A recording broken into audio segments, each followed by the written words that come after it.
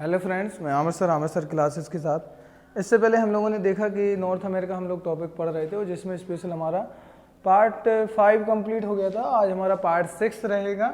वही पार्ट को आगे बढ़ाते हुए इससे पहले हमने देखा था उत्तर अमेरिका में झीलों का टॉपिक में कनाडा की हमने झीलें पढ़ ली थी, जिसमें हमने Great Bear, Great Slave, Athabasca, Rainier, Winnipeg, ये सारी हमने चीज़ें जान ली थी। आज हमारा जो टॉपिक होगा वो होगा अमेरिका की झीलें। आज हमारा है अमेरिका या यूएसए, अमेरिका या यूएसए की झीलें। तो आज हमारा टॉपिक है अमेरिका या यूएसए की झीलें। तो आज हम जो पढ़ने वाले हैं अमेरिका और यूएसए की झीलें जाने की। देखो, मैं एक बात आपको एक्चुअली स्थिति बता दूं। मैं यहाँ जो सिखाना चाहता आपको, जो बताना चाहता, मैं पहले ही बताया था, मैंने पहले लेक्चर में बोला था कि मेरे यहाँ पर्पस सिखाने का है, ना ज़्यादा मुझे मतलब बकवास करना, ये सब चीज़ें करना है। क्योंकि मैं ऑफलाइन लेक्चर जो ले रहा, मैं ऑफलाइन लेक्चर में भी जाता तो फालतू की कुछ ज़रूरत नहीं है। जब हमें टॉपिक जितने पढ़ना उतना बात करो, फालतू की क्या बात करना, किस चीज़ का डिस्कस। तो हमें इम्पोर्टेंट है कि हमें टॉपिक पे ही बात करें। आपको जो बेसिक इन्फॉर्मेशन चाहिए, जो भी चाहिए, तो कमेंट बॉक्स में कमेंट करके आप, मैं जब भी नेक्स्ट लेक्चर लूँगा बताया करूँ, उसमें ऐड कर दिया करूँ। हाँ, बस एक बात बोलूँगा मैं कि आप मेरे साथ मैप ड्रॉ कीजिए। जितना मैं बताऊँ उतना आप मेरे साथ बनाते जाइए, नोट्स बनाते जाइए। एक बार ट्रस्ट करके देखिए, मेरे साथ जुड़ के देखिए। आपको अच्छा ना लगे तो फिर आप खुद डिसाइड कर सकते हो उसके लिए। बाकी आप एक बार जुड़ के देखिए, फिर आगे देखते हैं जैसा है, फिर देखना आगे। तो हम लोग देख रहे हैं उत्तर अमेरिका की झीलें। तो मैं बता दूं, इससे पहले एक चीज़ मैं बताई थी मैंने आपको। यहाँ पे मैंने एक चीज़ बताया था आपको, इस वाले हिस्से पे, इस वाले पोर्शन पे आप ना एक रेंज है, ये पूरी एक रेंज है, ये वाली इस प्रकार से, ये वाली मैक्सिको तक है और इसको बोलते हैं रॉकी, इसको बोलते हैं रॉकीज पर्वत, रॉकीज श्रेणी। ये मैंने बताया था रॉकीज। तो अब ये एक बलित माउंटेन में बताया तो फोल्ड माउंटेन है। अब जो फोल्ड माउंटेन है, यहाँ पे जो पवनें आती हैं, मतलब कि जो हवाएं आएंगी वो इससे टकराती हैं। और बाकी इस वाले एरिया में, जैसे यहाँ से एक पवन आती है तो ये वाला एरिया ऊपर आपको पता है आर्कटिक, क्योंकि 49वीं अक्षांश रेखा है और ये आर्कटिक सर्कल है इस वाले एरिया से पास में। तो इस वाले एरिया में पूरा बर्फ जम जाती है, झीलों में पूरी बर्फ जमी रहती। तो इस वाले एरिया से एक गर्म पवन आती है, चिनूक बोलते हैं जिसको, चिनूक। तो चिनूक आएगी तो इस वाले एरिया से टकराएगी और टकरा करके यहाँ बारिश करते जाएगी। और जब इस पर्वत के इस तरफ निकलेगी, इस वाले पोर्शन पे, तो वो क्या हो जाएगी, खाली हो जाती, मतलब कि पूरा खाली हो जाने के बाद वो क्या बचेगा, उसमें केवल गर्म पवनें बचेगी। और इन झीलों को, जो कनाडा वाले पोर्शन पे आप देख रहे हैं, यहाँ पूरा का पूरा इस वाले पोर्शन पे हिमाच्छादित, मतलब कि बर्फ पूरी यहाँ पे जम जाती है। तो ये झीलें पूरी की पूरी जम जाती हैं, क्योंकि ये वाले पूरे एरिया में क्या मिलेगा आपको, बर्फील, पूरा का पूरा बर्फ मिलेगी, क्योंकि यहाँ पे बहुत ज़्यादा टेम्परेचर लो है और आर्कटिक सर्किल के पास है। तो इसलिए तो जब ये चिनूक आती है तो इस वाले एरिया को, स्पेशली मैं बात कर रहा हूँ, यहाँ पे घास के मैदान जो पाए जाते हैं इस वाले एरिया में, यहाँ पे ये पूरी घास के मैदान की यहाँ पे पट्टी पाई जाती है। तो चिनूक इनको क्या करती है, इस घास के मैदान को, जो विनीपेग वाला मैंने बताया था इससे पहले लेक्चर में, कि जो विनीपेग वाला एरिया है, ये वाला एरिया आपका, ये मैं बता दूं, फिर मैं आगे डिस्कस करूंगा। ये वाला जो एरिया है, ये घास का मैदान पाया जाता है और इसको बोलते हैं प्रेरीज, प्रेरीज, प्रेरीज, प्रेरीज बोलते हैं। तो मैं थोड़ी एक झलक दिखाना चाहता कि विश्व के घास के मैदान, यहीं थोड़ा बता दूं, विश्व के घास के मैदान,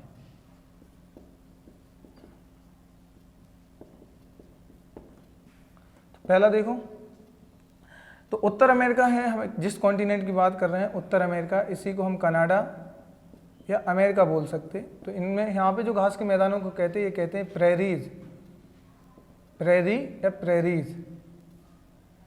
यहाँ जो मैं पढ़ा रहा हूँ आपको, यहाँ स्पेशली मैं बात कर रहा हूँ शीतोष्ण घास की, शीतोष्ण घास की। तो प्रेरीज एक शीतोष्ण घास का मैदान है। फिर मैं बात करूं आपकी सेकंड नंबर पे दक्षिण अमेरिका, साउथ अमेरिका में जो घास के मैदान मिलेंगे वो आपके पंपास मिलेंगे, जो अर्जेंटीना, स्पेशली कंट्री की बात करूं तो अर्जेंटीना में मिलेंगे। तो दक्षिण अमेरिका में, बाकी मैं जब उस कॉन्टिनेंट पे पहुंचूंगा, उस महाद्वीप पे, तो वहाँ हम स्पेशल बात करेंगे। अभी यहाँ पढ़ रहे तो मैं कह रहा थोड़ा बता दूँ। तो पंपास, तो ये आपको पंपास मिलेगा। फिर देखिए, तो उत्तर अमेरिका में प्रेरीज कहते हैं और दक्षिण अमेरिका में क्या बोलते हैं, पंपास बोलते हैं। अब मैं यहाँ पे मैं उष्णकटिबंधीय घास की बात नहीं कर रहा मैं, केवल यहाँ पर जो बात कर रहा हूँ वो केवल और केवल ओनली शीतोष्ण घास के मैदान की बात कर रहा हूँ, जिससे हम टेम्परेट ग्रासलैंड बोलते हैं इंग्लिश में। टेम्परेट ग्रासलैंड की बात कर रहा हूँ मैं यहाँ पे। तो यहाँ पे जो यहाँ पे जो नेक्स्ट मिलेगा वो आपको, अगर दक्षिण अफ्रीका की बात करूँ तो आपका साउथ अफ्रीका या दक्षिण अफ्रीका, तो जिसको बोलते हैं बेल्ट। फिर मैं यूरोप की बात करूं, यूरोप में इन्हें कहते हैं स्टेपीज, स्टेपीज, ठीक है, स्टेपीज बोलते हैं। फिर मैं आगे इनकी बात करूं कि स्टेपीज बोलते हैं यूरोप में। फिर मैं नेक्स्ट बात करूं, ऑस्ट्रेलिया में इनको डाउन्स कहा जाता। ऑस्ट्रेलिया में क्या, ऑस्ट्रेलिया में डाउन्स। और मैं आगे बात करूं न्यूजीलैंड, न्यूजीलैंड में इनको कैंटनबरी, कैंटनबरी। और आगे देखो, और शीतोष्ण घास के मैदान की बात करूं, मैं थोड़ा सा हल्का बता दूं, इनका भारत भी लिख लो इसमें, इंडिया। मैं केवल शीतोष्ण घास के मैदान की बात कर रहा हूँ। जैसे अलग अलग नाम दिए हैं, जैसे कि कश्मीर में देखोगे तो गुलमर्ग है, सोनमर्ग, मतलब मर्ग बोला जाता। और उत्तराखंड में इनको बोला जाता बुग्याल और पयार। तो यहाँ पे मैं बता दूँ, मर्ग लिख लो, भारत में इनको मर्ग बोला जाता। अलग अलग स्टेट के हिसाब से जब हम इंडिया में जाएंगे तो उनको अलग से पढ़ लेंगे, मर्ग, मर्ग, बुग्याल और पयार। तो ये बोला जाता है। ये सारे के सारे जो मैंने बताया शीतोष्ण घास के मैदान है सारे के सारे। क्वेश्चन सीधा पूछता है, स्पेशल आईएएस जो पीएससी के एग्जाम्स हैं, मैं यहाँ पे वही लेके टारगेट चल रहा, बाकी तो सारे एग्जाम, ऑल एग्जाम्स के जितने भी कॉम्पिटिशन्स के हैं वो सारे कवर हो जाएंगे, चाहे आपका कोई भी एग्जाम हो, क्योंकि पीटी के क्वेश्चन कैसे भी बनेंगे, कुछ अलग से नहीं देता, वो इनसे सीधा पूछ लेगा। जैसे एसएससी में स्पेशल बात करूँ कि दक्षिण अफ्रीका के घास के मैदान को, शीतोष्ण घास के मैदान को क्या कहते हैं, और यही चीज़ अगर यूपीएससी में दे देगा वो, चाहे वो सीडीएस हो, एनडीए हो, या असिस्टेंट कमांडेंट हो, या फिर आईएएस का हो, सिविल या पीएससी, कि इस तरफ 4 स्पेशल कंट्रियों के नाम या कॉन्टिनेंट के नाम लिख देगा, महाद्वीपों के, और इस तरफ 4 आपके दे देगा घास के मैदानों के नाम, और कहेगा इनका सही मैचिंग कीजिए, एक कह देगा कि इनमें से कौन सा गलत तरीके से मैच किया हुआ है, या गलत को पहचानिए, या फिर 3 गलत लिख देगा, एक सही दे देगा, या फिर नीचे ऊपर करके दे देगा, कहेगा सही जोड़ी बनाइए। ऐसा कैसे भी दे सकता। तो क्वेश्चन का कोई स्टैंडर्ड नहीं कि अभी हम ये नहीं कह सकते नहीं ये तो यार स्पेशल पीएससी का क्वेश्चन है, ये तो केवल पंपास पीएससी में पूछा जाएगा या एसएससी में पूछा जाएगा, ऐसा कुछ भी नहीं है। पढ़ना हमको सब है, कॉन्सेप्ट जानना है, कॉन्सेप्ट के साथ फैक्ट पढ़ना है, क्योंकि आजकल जो एग्जामों का कॉन्सेप्ट है, एग्जामों का पैटर्न है, वो चेंज हो गया है। कॉन्सेप्ट के साथ फैक्ट भी पूछ रहा है, जितना फैक्ट पूछ रहा है उतना कॉन्सेप्ट भी पूछ रहा है, तो दोनों इंपॉर्टेंट है, तो इसलिए हम दोनों को लेकर चलेंगे। तो ये हमने देखा घास के मैदान, थोड़ा मैंने इसलिए बता दिया, ये अलग टॉपिक था हमारा, बाकी मैंने इसलिए यहाँ बताने की कोशिश की कि आगे ये सब चीज़ें हमें जाननी है, और आप ये नोट्स बना लेना मेरे साथ। अब हम आते हैं अपनी झीलों पे, जो टॉपिक मेन था हमारा उत्तर अमेरिका में, और स्पेशल हम बात कर रहे हैं, वो कर रहे हैं वो अमेरिका की झीलों की। तो ये हमने देखा घास का मैदान है, इसको प्रेरीज कहते हैं, ये जो कहलाता है प्रेरीज, देख लिया ये वाला भाग। और यहाँ पे अच्छी खासी मात्रा में मक्का है, गेहूँ है, ज्वार है, जिसे लाल गेहूँ बोलते हैं ना हम लोग अपने यहाँ पे, लाल गेहूँ, तो अच्छा खासा यहाँ पे उत्पादन किया जाता है, ठीक है। तो अब हम आते हैं आगे। तो उत्तर अमेरिका की मैं झीलों की बात करूं तो एक झील आपकी यहाँ पे मिलेगी। तो उत्तर अमेरिका की झीलों में तो देखो, एक झील आपकी यहाँ पे मिलेगी और दूसरी झील आपकी यहाँ पे मिलेगी। तो इसका जो ये 2 झीलें हैं, इनका नाम है जो इन झीलों का, तो इसका एक का नाम है साल्ट, ग्रेट साल्ट लेक। इसका क्या नाम है? ग्रेट साल्ट झील पहली, और इसी के नीचे इसका नाम है मिड या मीड झील। तो इसमें हमें जानना क्या है, मैं एक्चुअली स्थिति बताऊं, ये जो मैंने बताई थोड़ा अलग से है यहाँ पे, फिर बाकी हमें और चीज़ें हैं यहाँ पे इंपॉर्टेंट, हमें पढ़ना क्या है यहाँ पे, क्योंकि साल्ट झील है, ये एक खारे पानी की झील है और उत्तर अमेरिका की सबसे खारे पानी की झील है। तो आप में इसमें लिखेंगे पहली झील का नाम जो मैंने बताया ग्रेट साल्ट झील। तो इसमें आप लिखोगे कि यह उत्तर अमेरिका की खारे पानी की झील है, खारे पानी की झील। अब यहाँ पे इनको जो मतलब कि लवणता, जो लवणता रहती है साल्टी की, कितना इसमें साल्ट रहेगा, कितनी लवण युक्त पानी रहेगा, तो इसको निकालने के लिए एक परसेंटेज का चिन्ह रहता है, लेकिन वो परसेंटेज स्पेशली नहीं बोला जाता उसको, तो इसको एक डिनोट करते हैं। तो एक इसकी लवणता को तो वो करते हैं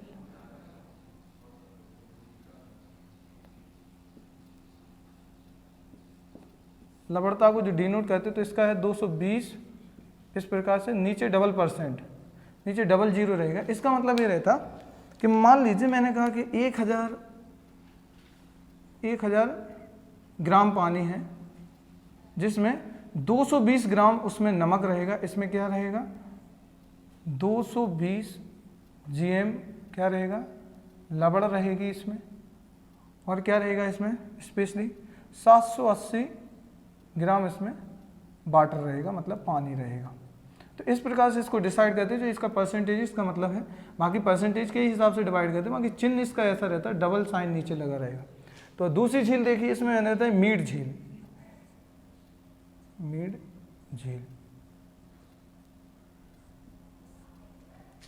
तो देखो मीड झीलों की एक खासियत है, मैं बताऊं मीड झील है जो मीड झील एक मानव निर्मित झील है। कैसी है, तो इसके बारे में ज़्यादा नहीं जानना है, क्योंकि थोड़ा सा ये ग्रेट साल्ट के नीचे और इम्पोर्टेंट क्यों हो जाती है, क्योंकि ये इसके बगल से है रॉकीज के, और आगे इसके बारे में है पॉइंट, तो मैं आगे डिस्कस करूंगा जब ज़रूरत पड़ेगी।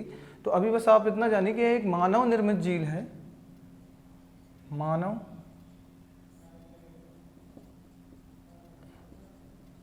निर्मित झील। और इसमें एक चीज़ और है, इसके किनारे एक सिटी है USA की बहुत फेमस, लॉस वेगास। तो इसके किनारे पे एक सिटी है, शहर, फेमस शहर है USA का, जिसका नाम है लॉस वेगास, लॉस वेगास। तो याद रखना है। तो ये हमने देखा कि उत्तर अमेरिका की 2 झीलें। अभी बाकी इंपॉर्टेंट, तो अभी जिनकी बात हमें करनी है स्पेशली, कि इनमें जो हमें जानना है, जो स्पेशल अब हमें जाने, जिनकी हम बात करते हैं, उत्तर अमेरिका जिसके लिए फेमस है USA, जिन्हें बोलते हैं ग्रेट लेक्स या फिंगर लेक्स, जो 5 झीलें वो इनकी बात करते हैं। उससे पहले हमने ये 2 झीलें देख ली, अब हम बात कर रहे हैं ग्रेट लेक्स या जिनको बोलते हैं फिंगर लेक्स। तो यहाँ मैं डालता हूँ हेडिंग ग्रेट लेक्स, इन्हीं को बोलते हैं फिंगर लेक, क्योंकि हाथ के उंगलियों के समान है, जैसे 5 फिंगर है हमारे हाथ में, ऐसे एक उंगलियों के समान है, तो इन्हें 5 फिंगर लेक की संज्ञा दी जाती है। क्वेश्चन आ जाएगा कि ग्रेट लेक्स किन्हें बोलते हैं, 5 फिंगर लेक किन्हें बोलते हैं। तो ये सारी की सारी जो है वो है आपकी USA और कनाडा बॉर्डर पे। तो ये हम जानेंगे। अब हम उन्हीं झीलों के बारे में डिस्कस कर लें। इससे पहले हमने देखो कनाडा की झीलें देख ली, जो इंपॉर्टेंट 2 झीलें थी अमेरिका की, वो हमने देख ली। अब हम आते हैं जिनकी हमें स्पेशल डिस्कशन करना है, वो 5 झीलें इस प्रकार से। देखो यहाँ पे इस वाले एरिया पे में जो कनाडा और ये जो बॉर्डर है, कनाडा और USA का बॉर्डर है, यहाँ से ये झील स्टार्ट होगी पहली इस प्रकार से, और इस झील का नाम है आपका पहली मिस, ये वाली सुपीरियर। फिर यहाँ पे इसके बाद सेकंड झील यहाँ से स्टार्ट होगी इस प्रकार से, और इसका नाम है आपका ह्यूरॉन। इसी से लगी है आपकी नीचे की तरफ गई है, ये मिशिगन है, ठीक है। फिर यहाँ पे आपको मिलेगी इरी, और यहाँ किनारे पे मिलेगी ओंटारियो। तो ये 5 झीलें हो गई आपकी। तो आप देखिए इनके नाम किस प्रकार से हैं। तो ए वाला आपका है सुपीरियर, ए वाली रहेगी सुपीरियर, इसका नाम है मिशिगन, इसका नाम है ह्यूरॉन, और इसका नाम है इरी और ओंटारियो।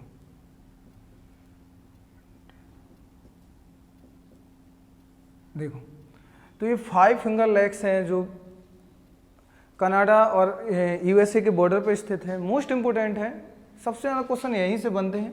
एक्चुअली स्थिति और बता दूं, क्योंकि ये जो भाग है पूरा का पूरा, यहीं पे सेंट लॉरेंस की खाड़ी है, सेंट लॉरेंस की नदी जाके इसमें जाके गिरेगी, यहीं पे फंडी की खाड़ी है।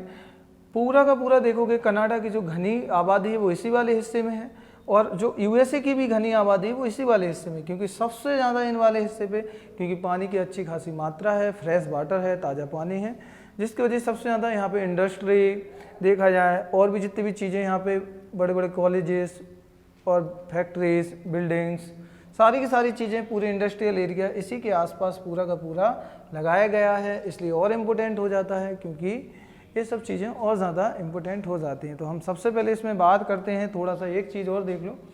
मैं बात करूं अगर इनको कि मैं एक्चुअली स्थिति बोल दूं, मैं आपसे एक कह दिया जाए कि इनको आप कैसा पश्चिम से पूरब लगाइए, कैसा लगाइए, पश्चिम से पूरब।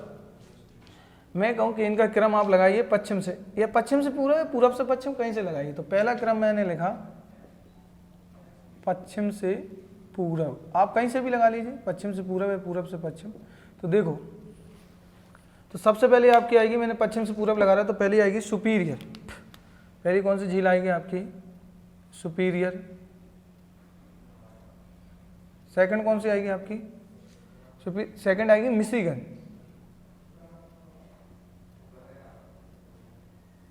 तीसरी आएगी आपकी ह्यूरॉन। चौथी आएगी आपकी इरी, और पांचवी आपकी ओंटारियो। तो ये आपका है पश्चिम से पूरब क्रम। अब मैं इंपॉर्टेंट इसमें एक चीज़ और बोलूं कि अगर मैं इनसे कहूं इनका क्षेत्रफल के हिसाब से लगाइए, मतलब कि एरिया के हिसाब से लगाइए कि एरिया इनका कैसा रहेगा, तो आप यहाँ पे ये देखना इंपॉर्टेंट इसमें क्या हो जाता है कि सुपीरियर एरिया के हिसाब से आपकी वो सेकंड नंबर पे आएगी, वो आपकी आएगी ह्यूरॉन बड़ी है, जो झील है वो आपकी जो बड़ी है वो कौन सी? ह्यूरॉन है। तो यहाँ पे बस एक का क्रम होगा, जैसे मैंने कहा ए 1 है, और मैंने बोला ए पहले मैं बता रहा है पश्चिम से पूरब, ए 2 है, 1 2, ए 3, ए 4, और ए वाली आपकी 5। तो 3 ए वाला क्रम 4 5 तो ज्यों को त्यों रहेगा, 2 ए 3 का क्रम चेंज बस हो जाएगा यहाँ पे। तो वो कैसा हो जाएगा, तो वो आप यहाँ पे देख लीजिए कि यहाँ पे जो क्रम चेंज होगा वो यहाँ पे क्या होगा, जैसे स्पेशली मैंने यहाँ पे जो बात की थी, तो यहाँ पे ए वाली जो झील है मिशिगन, तो ये तीसरे नंबर पे और ए वाली दूसरे नंबर पे आ जाएगी। तो आप यहाँ पे लिख लो क्षेत्रफल के अनुसार, क्षेत्रफल के अनुसार according to area wise, according to क्या आएगी? एरिया वाइज आ जाएगा इसमें, अकॉर्डिंग टू एरिया वाइज। तो एरिया वाइज में केवल नाम लिख देता, बाकी आप लिख लेना। तो नंबर 1 2 3 4 5, तो एक पे आपका आएगा पहले पे क्या? सुपीरियर, तो मैं एस अकेला लिखना।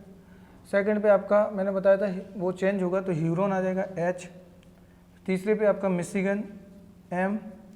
चौथे पे आपकी आ जाएगी इरी ई आई है सॉरी, और पांचवें पे आपका आएगा ओंटारियो ओ। तो इस प्रकार से इन झीलों का क्रम हमने देखा क्षेत्रफल के अनुसार और पश्चिम से पूरब, पूरब से पश्चिम के अनुसार। अब मैं बात करूं थोड़ा एक इसमें इंपॉर्टेंट चीज़ हो जाती है, वो है आपकी इसमें मिशिगन के बारे में, कि मिशिगन जो है आपकी, कि बाकी सारी की सारी जो झीलें हैं वो दोनों राज्यों, मतलब कि दोनों कंट्रियों, दोनों देशों के बॉर्डर पर स्थित हैं, सुपीरियर, ह्यूरॉन, इरी, ओंटारियो। लेकिन मिशिगन है ये वाली झील केवल और केवल ओनली यूएसए में आती है, ये केवल आती है यूएसए में अकेला। कहाँ पे आएगी? यूएसए में केवल। तो ये वाली झील क्वेश्चन आएगा कि कौन सी झील है इनमें से जो केवल एक ही देश मतलब कि कंट्री में आती है, तो वो आपकी आती है कौन सी? मिशिगन झील। ठीक है, तो एक क्रम देख लिया। अब हम इन झीलों के बारे में थोड़ा डिस्कस कर लें और डिटेल से देख लें इनके बारे में, क्या क्या जानना है हमें इनके बारे में। तो सबसे पहले हम डिस्कस करते हैं सुपीरियर के बारे में। तो ये देखिए, सबसे पहले हम डिस्कस करते हैं सुपीरियर के बारे में। तो देखिए यहाँ पे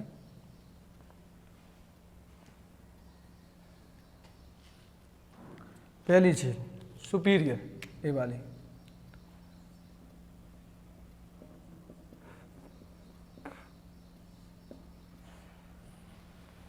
सुपीरियर, तो सुपीरियर के बारे में हमें जो जानना है यहाँ पे, तो सुपीरियर है तो सबसे बड़ी बात तो ये सबसे बड़ी मीठे पानी की झील है। तो पहला पॉइंट लिखोगे सबसे बड़ी ताजा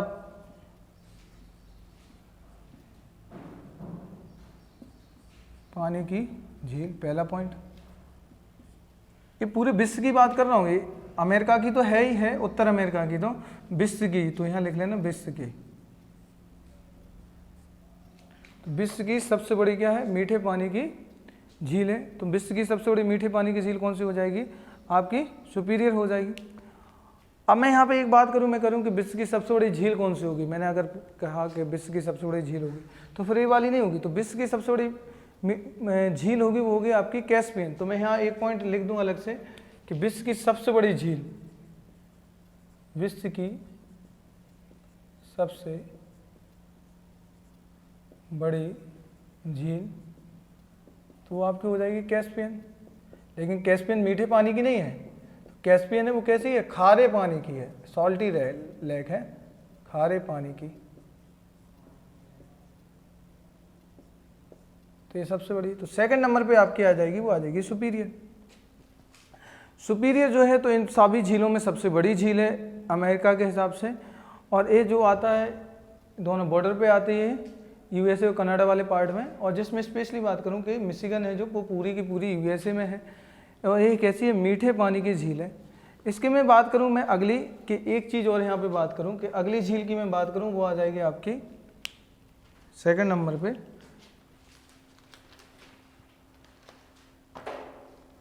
वो आपकी है ह्यूरॉन।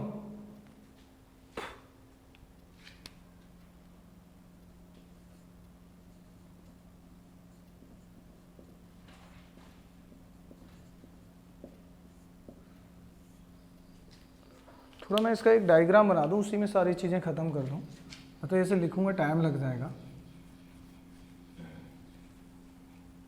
तो आपको क्या करना है यहाँ पे मैं यहीं पे बता देता कि देखिए ये वाली झील आपकी है, ये वाली आपकी झील हो जाएगी ये ऐसी, ये आपकी हो जाएगी सुपीरियर। और यहाँ से फिर एक झील है, ये आपकी हो जाएगी ह्यूरॉन, और यहीं से जुड़ी है मिशिगन। ये वाली आपकी इरी, और यहाँ के जाके ऑन्टेरियो। तो ये 5 झीलें हो गई। मैं इसी में सभी चीज़ें कंप्लीट कर देता, अभी इसी के साथ टॉपिक कंप्लीट हो जाएगा, ठीक है। तो सुपीरियर में हमने देखा कि सुपीरियर मैंने बताया कि सबसे बड़ी मीठी पानी की झील है। तो ये वाली जो झील है ये आपकी है सुपीरियर। तो मैं सुपीरियर की बात कर रहा था। तो सुपीरियर के किनारे एक पोर्ट है, बंदरगाह है, यहाँ किनारे एक सिटी है जिसका नाम है डुलूथ। डुलूथ मैंने कहा इसी के साथ बता दूंगा, तो ये चीज़ें कंप्लीट हो जाएंगी आपकी, कि अलग से मुझे नहीं बताना कि अभी फालतू में कि यहाँ लिखूँगा, बहुत ज़्यादा टाइम जाएगा, इसमें वेस्ट हो जाएगा टाइम। तो डुलूथ जो है एक बंदरगाह है, पोर्ट है, और जो स्पेशल जाना जाता है ये आपका लौह इस्पात के लिए। किसके लिए जाना जाता, लौह इस्पात के लिए। तो यहीं लिखे देता, ये जो स्पेशल जाना जाता है लौह इस्पात के लिए। बस इसमें इतना ही जानिए, डुलूथ है। तो क्वेश्चन आएगा कि डुलूथ किस झील के किनारे, तो आपका आंसर होगा सुपीरियर झील के किनारे। जो डुलूथ बंदरगाह है वो आपका स्पेशल है किसके किनारे, सुपीरियर झील के किनारे। अगर मैं इसमें एक बात और करूं तो इसमें एक छोटा सा और मिल जाएगा। इसी डुलूथ में एक पॉइंट हो रहा था, मैंने आपको बताया था कि यहाँ पे विनिपेग झील है, विनिपेग लेक है, और यहाँ पे सबसे ज़्यादा गेहूँ उत्पादन किया जाता है, प्रोडक्शन होता है। तो इसी डुलूथ में सबसे बड़ी आटा चक्की लगाएगी। अब गेहूँ होगा तो पीसेगा ना, तो सबसे बड़ी क्या है, आटा चक्की। आटा चक्की सबसे बड़ी, ये हो जाएगा आपका। तो ये 2 पॉइंट याद रखना, एक तो स्पेशल डुलूथ जाना जाता है लोह इस्पात के लिए, और दूसरा जाना जाता है आटा चक्की के लिए, सुपीरियर के बारे में। और पहला पॉइंट हो गया कि सबसे बड़ी ताज़े पानी की झील है। और क्षेत्रफल के अकॉर्डिंग भी अगर देखा जाए तो सबसे बड़ी झील कौन सी है, तो आपकी कौन सी हो जाएगी, ए सुपीरियर। मैं यहाँ पे बात करूँ ए वाली झील की, मिशिगन की, तो ये दिख रही है, मैंने बनाई है झील, मिशिगन है ये वाली, मिशिगन। मेरे साथ हेडिंग डाल के आप हेडिंग डालना मिशिगन और लिख लेना। तो मिशिगन के बारे में स्पेशल मैं पॉइंट डिस्कस करने वाला हूँ कि मिशिगन, तो मिशिगन के किनारे कुछ शहर हैं, बस मिशिगन इतनी है कि अभी बाकी मैंने देखा क्षेत्रफल के अकॉर्डिंग ये दोनों बता दिया। इनका क्रम याद रखिए कि मिशिगन के किनारे 2 पोर्ट पाए जाते हैं, 2 जगह पाई जाती हैं, और एक जगह का नाम है मिलवाकी और दूसरी है शिकागो। इंपोर्टेंट है, ये पूछता कि शिकागो किस झील के किनारे है, और शिकागो यहाँ पे मिलेगा आपको ए वाले पॉइंट पे। तो ए वाली जगह आपकी शिकागो, शिकागो और ए वाली जगह है आपका मिलवाकी।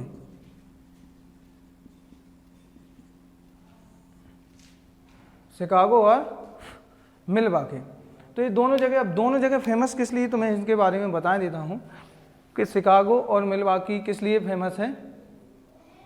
तो ये देखिए, पहले मैं बता रहा हूँ मिलवाकी के बारे में कि जो मिलवाकी है, मिलवाकी किस लिए, तो ये भी लौह इस्पात के लिए फेमस है। किसके लिए, लौह इस्पात के लिए फेमस है। तो याद रखना, क्वेश्चन देखो पूछने का तरीका है वो ऐसा पूछेगा कि शिकागो किस झील के किनारे है, या मिलवाकी किस झील के किनारे है, या किस झील के किनारे के बंदरगाह है। तो ये आपका आंसर होगा कि स्पेशली जो जिस झील के किनारे वो मिशिगन के किनारे है। सुपीरियर के बाद मिशिगन आई है। अब यहाँ पे एक चीज़ और है कि मैंने बताया मिलवाकी लौह इस्पात। अब बात करूँ शिकागो की, शिकागो किस लिए फेमस, तो शिकागो सबसे बड़ी मांस मंडी है। यहाँ पे क्या है, मांस मंडी। क्वेश्चन सबसे ज़्यादा पूछा जाता है कि उत्तर अमेरिका की सबसे बड़ी मांस मंडी है शिकागो, किस लिए फेमस है, तो इसलिए। और एक और चीज़ और इम्पोर्टेंट हो जाती है कि ये लौह इस्पात के लिए भी ये भी जाना जाता है। तो मांस मंडी है तो लौह इस्पात के लिए ये भी जाना जाता है, लौह इस्पात। और एक रेलवे टर्मिनल भी है यहाँ पे, रेलवे टर्मिनल, ठीक है। तो रेलवे टर्मिनल हो जाए तो आपने ये देखा कि सुपीरियर के किनारे डुलूथ बंदरगाह है जो स्पेशल लौह इस्पात के लिए और सबसे बड़ी आटा चक्की के लिए फेमस है। फिर मिशिगन के किनारे दो पोर्ट स्पेशली लिखना, मिशिगन हेडिंग डाल के लिखना, मिलवाकी और शिकागो। बाकी एक ऐसा डायग्राम बना लेना, क्लियर हो जाएगा। बाकी आप देखिए ये वाला मिलेगा ह्यूरोन, ये वाली झील कौन सी मिलेगी, ह्यूरोन। अब मैं ह्यूरोन की बात करूं कि स्पेशल जो हमें यहाँ पे ह्यूरोन नदी झील के बारे में जानना है, तो ह्यूरोन और सुपीरियर को एक बीच में जो जोड़ती है, तो ये क्या कैनाल जोड़ती है। कैनाल मतलब कि एक नहर जोड़ती है। तो मैंने जो जगह खाली छोड़ी इसलिए छोड़ी ए वाले पॉइंट पे ए, और ये जो कैनाल जोड़ रही है इसका नाम है सू नहर। सू नहर। क्वेश्चन आता है सुपीरियर को ह्यूरोन किसके द्वारा जोड़ा गया है, तो सू कैनाल मतलब कि सू नहर के द्वारा इनको जोड़ा गया है, ठीक है। बाकी मैं यहाँ बात करूँ इनके ऊपर और ह्यूरोन के ऊपर, ह्यूरोन में जो है दो बंदरगाह हैं यहाँ पर भी। तो यहाँ पे मैं बता दूँ तो ह्यूरोन पे एक यहाँ पे मिलेगा बंदरगाह और दूसरा यहाँ पे मिलेगा। तो दो बंदरगाह मिलेंगे, मतलब कि किनारे पे दो शहर मिलेंगे इनके किनारे पे, जिसका नाम है साल्ट सेंट मैरी और सडबरी। ये वाला है आपका सडबरी, ये वाला सडबरी, और इसका नाम है साल्ट सेंट मरी। ये बंदरगाह पोर्ट हैं सब के सब, में बता रही जितने भी किनारे हैं। ये याद रखना, सू नहर मोस्ट इंपोर्टेंट है क्योंकि पूछा जाता है क्वेश्चन सीधा वनडे है, जो प्री के एग्जाम्स हैं कि किन के द्वारा सुपीरियर से ह्यूरोन अगर जाना है तो आप किसके द्वारा जाओगे, तो सू नहर के द्वारा। और इसमें और इम्पोर्टेंट हो जाता है जो मैंने जो बताया कि ह्यूरोन है, जैसे क्वेश्चन आता है सडबरी किस झील के किनारे है, फिर बाकी इनकी फेमस पूछ ली गए, प्रसिद्ध किस लिए है, क्या रीज़न है। तो यहाँ पे मैं स्पेशली बात करूँ, वो हम बात कर रहे हैं आपकी स्पेशली साल्ट सेंट मैरी की और सडबरी की।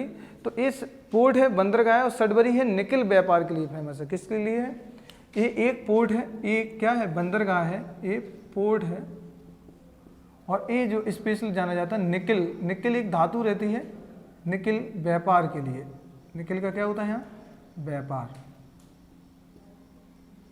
तो निकल व्यापार के लिए फेमस है, निकल व्यापार के लिए। सडबरी जो है वो फेमस है आपकी निकल व्यापार के लिए। अब मैं आता हूँ आगे इसके अगले वाले टॉपिक पर और मैं बात करता हूँ इरी झील की, जो इरी जस्ट आगे मिलेगी आपको इरी।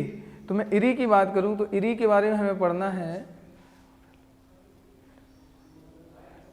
इरी। तो इरी में दो सिटी मिलेगी आपको किनारे पे, एक यहाँ पे मिलेगी और एक यहाँ पे मिलेगी। तो ये तो इरी झील है, तो याद रखना कि इरी और लास्ट में ओंटारियो जाएगी, ये इरी और ये ओंटारियो।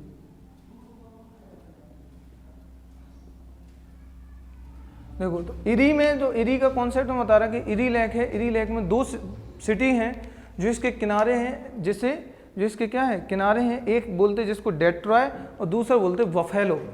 तो यहाँ पे जो है ये वाला आपका डेट्रॉय है, डेट्रॉइट, ये आपका कहलाता बफेलो। तो क्वेश्चन जो बनते हैं इसके कि बफेलो किस झील के किनारे या कहाँ पे है, किस जगह पे है, या फिर क्वेश्चन बनेगा कि डेट्रॉय कहाँ पे है, तो ए स्पेशली जो बात करेगा, तो यहाँ पे जो पूछने वाला है वो यहाँ पे क्वेश्चन जैसे डेट्रॉय किस लिए फेमस है, और आपका यहाँ पे हो जाएगा बफेलो, तो बफेलो किस लिए फेमस है, तो डेट्रॉय 2 सिटी हैं, तो डेट्रॉय जो है ऑटोमोबाइल्स के लिए फेमस है, जहाँ पे कार निर्माण की फैक्ट्री होती है ना, कार उद्योग वगैरह, तो डेट्रॉय जो है आपका यहाँ पे कार उद्योग है, यानी कि ऐसा लिख लो कार फैक्ट्री है, कार फैक्ट्री, इसको बोलते हैं ऑटोमोबाइल, ऑटोमोबाइल्स के लिए फेमस है। मैं बात करूं बफेलो की कि बफेलो स्पेशली किस लिए आता फेमस, तो बफेलो यहाँ पे जो स्पेशल रहेगा ए भी मांस मंडी के लिए फेमस है, मतलब मांस का यहाँ पे प्रसंस्करण होता है मांस उत्पादन के लिए, तो मांस उत्पादन लिखोगे चलेगा, मांस उत्पादन के लिए ए भी मांस उत्पादन के लिए फेमस है। तो यहाँ आपने देखा अब लास्ट की जो झील बची वो हमारी बची है ओंटारियो। यदि मैं ओंटारियो को बात करूं कि ओंटारियो जो है यहाँ पे, तो ओंटारियो किस लिए फेमस है, तो ओंटारियो की इरी जो ओंटारियो के बीच में जो एक शहर पड़ता है जिसे बोलते हैं बेलेंट शहर, एक यहाँ पे सिटी पड़ती है इनके बीच में, यहाँ पे सिटी है, तो यहाँ पे इस शहर का नाम है बेलेंट शहर। बाकी इम्पोर्टेंट शहर नहीं है, मैं बता दूं क्या है। इसी शहर में एक वाटरफॉल है, एक वाटरफॉल है वो इम्पोर्टेंट है। यहाँ पे एक वाटरफॉल पड़ता है इरी और ओंटारियो के बीच में, यहाँ पे एक वाटरफॉल है, यहाँ पे झरना, क्या झरना और या वाटरफॉल, और जिसका नाम है नियाग्रा, नियाग्रा प्रपात। तो ये इम्पोर्टेंट क्यों है, ये मैं बता दूं, ये आपका कनाडा वाले पार्ट, यहाँ पे यूएसए वाले पार्ट में आएगा, और क्वेश्चन आता है कि नियाग्रा वाटरफॉल या नियाग्रा जलप्रपात किन किन झीलों के बीच में, तो ये आपका स्पेशल है इरी और ओंटारियो के बीच में है, इरी ओंटारियो के बीच में नियाग्रा वाटरफॉल बनाता है। इंपॉर्टेंट क्या हो जाता है इसमें, ये विश्व का सबसे बड़ा आयतन की दृष्टि से, विश्व में या विश्व का आयतन दृष्टि से सबसे बड़ा,